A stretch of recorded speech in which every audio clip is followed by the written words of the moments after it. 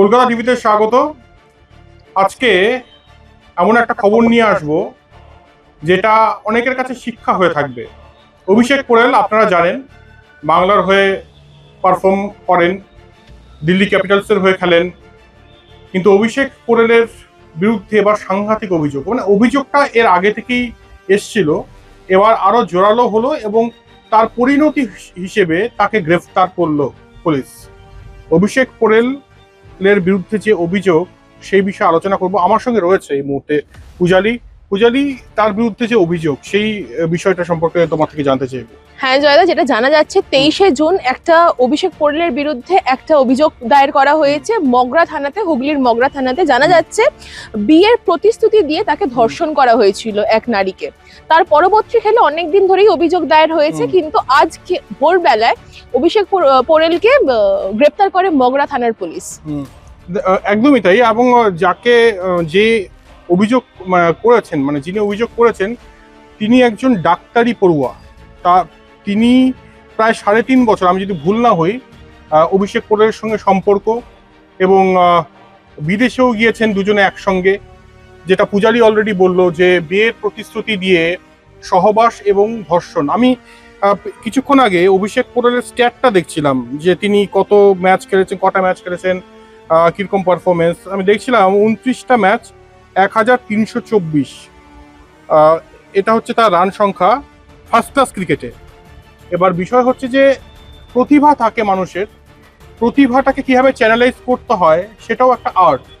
আপনারা দেখেছেন এর আগে সচিন, বিনোদ কাম্বলি দুজনে বন্ধু, এবং তারপরে দুজনের পথও কিন্তু আলাদা হয়ে গিয়েছে।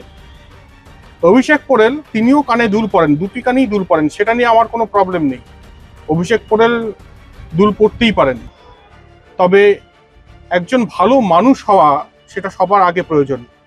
অভিযোগ পাল্টা অভিযোগের পালা চলছে মিডিয়ার তরফ থেকে। এর আগে অভিষেক পোরেলকে বলা হয়েছিল যে এই বিষয়টা সম্পর্কে যখন জিজ্ঞেস করা হয় তিনি কোথাও গিয়ে এড়িয়ে যান, যে এখন রান পাচ্ছি তাই এখন এসব কথা উঠবে। তবে যেখানে ধোঁয়া থাকে পূজালি, সেখানে আগুন তো থাকবেই। একদমই তাই, সেখানে আগুন তো থাকবে। একদমই তাই।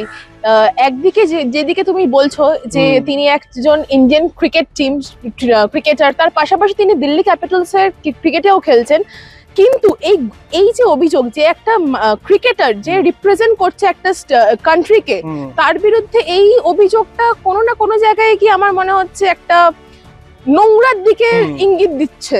একদমই। আমি পূজারিকে অবশ্যই মানে কোন কোন ধারায় তাকে ইয়ে করা হয়েছে সেটা একটু জানতে চাইবো।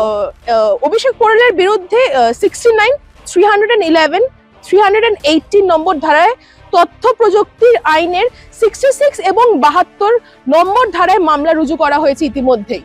একদমই। তো কি মানে এটার মাধ্যমে আজকে আমাদের এই যে চিটচ্যাটটা হচ্ছে, এটার মাধ্যমে কি মানে বোঝাতে চাইলাম বুঝতে পারলেন? আপনাদের মানে পরবর্তী যারা জেন আলফা রয়েছে, যারা ক্রিকেটার হবে আগামীতে, তাদের মধ্যে হয়তো মারাত্মক ট্যালেন্ট রয়েছে, তারা দুর্ধর্ষ ব্যাটিং করে বা ফিল্ডিং বোলিং করে, কিন্তু তারা অফ দ্য ফিল্ড নিজেদের জীবনটাকে কিভাবে চালিত করছে এটাও কিন্তু দেখাটা ভীষণ দরকার, এবং সেই জন্য গাইডেন্সটা ভীষণভাবে দরকার। অভিষেক পোরেলের পরিণতি কি হবে, তিনি হয়তো ছাড়াও পেয়ে যাবেন, সব ঠিক আছে, তবে উদাহরণ হিসেবে যেন অভিষেক পোরেলের নামটা না আসে। এবং অভিষেক পোরেল যদি সত্যি নিজেকে শুধরে নেন, তাহলে আমি নিশ্চিত যে তিনিও হয়তো তার মানে মনুষ্যত্বের দিক থেকে ফিনিক্সের মতো প্রত্যাবর্তন করবেন। তবে সেটা কবে হবে, কি হবে, সেটা মানে সেটা সংশয় রয়েছে সেটা নিয়ে। তবে অভিষেক পোরেল একজন ভালো ক্রিকেটার ছিলেন বাংলার। অভিষেক পোরেল বাংলার হয়ে ভালো ব্যাটিং করেন, দিল্লি ক্যাপিটালসের হয়ে যে কটা সুযোগ পেয়েছেন ভালো পারফর্ম করার চেষ্টা করেছেন। তবে মানুষ হিসেবে অফ দ্য ফিল্ডটাও কিন্তু মার্ক হয়, এবং এখানে ডিমেরিট পয়েন্ট পাচ্ছেন, বলতে বাধ্য হচ্ছি দুর্ভাগ্যজনকভাবে ডিমেরিট পয়েন্ট পাচ্ছেন অভিষেক পোরেল। সব থেকে বড় গুরুতর বিষয় হচ্ছে যেখানে তিনি একজন রিপ্রেজেন্টেটিভ ক্রিকেটার, তার পাশাপাশি এই যে ঘটনাটা ঘটেছে যেখানে সেই অভিষেক পোরেল 3 বছর ধরে একটা মেয়েকে প্রতিশ্রুতি দিয়ে সেখান থেকে যে মুভ আউট করা বা তাকে বিশ্বাসঘাতকতা করা, সেটার তো একটা নারকীয় ঘটনা বলে আমরা ইঙ্গিত পাচ্ছি। তার পাশাপাশি এটাও জানা যাচ্ছে যেহেতু আজকে অভিষেক পোরেলকে গ্রেপ্তার করা হয়েছে, তাকে মেডিকেল অলরেডি করানো হয়ে গেছে, এরপর তাকে আদালতে পেশ করা হবে বলে জানা যাচ্ছে সূত্র মারফত। পূজারি পুরো আপডেট দিয়ে দিল আপনাদেরকে, এবং আমরা এটা নিয়ে আবারও আলোচনা করব। এই পরিস্থিতির দিকে আমাদের নজর থাকবে যে কোন দিকে যায়, অভিষেক পোরেলের পরিণতি কি হয়, এই বিষয় নিয়ে আমি আর পূজারি আবারও আসবো। তবে আজকে এই পর্যন্তই। তবে ওই একটাই বিষয়, ভিডিওটা শুরু হওয়ার আগেও বলেছিলাম, শুরু হওয়ার সময় বলেছিলাম যে একটা বার্তা আসবে এই ভিডিও থেকে, যে আপনি কোন পথটা বেছে নেবেন, সচিন টেন্ডুলকর না বিনোদ কাম্বলি।